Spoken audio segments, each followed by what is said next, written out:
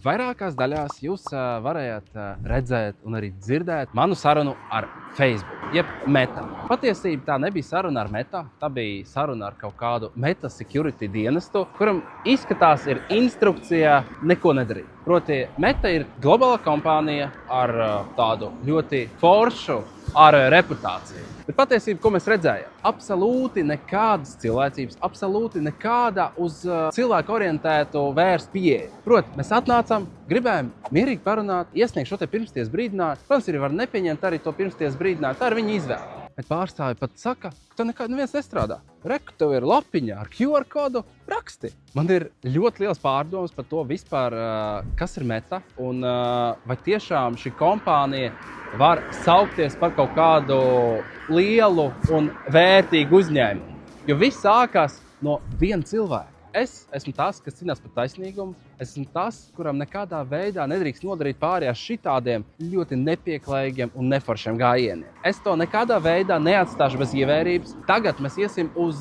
tepat blakus Dublinas post office, proti uz pastu. Ja nebūs reakcijas 15 dienu laikā, jūs redzēsiet tiesvedību ar Meta.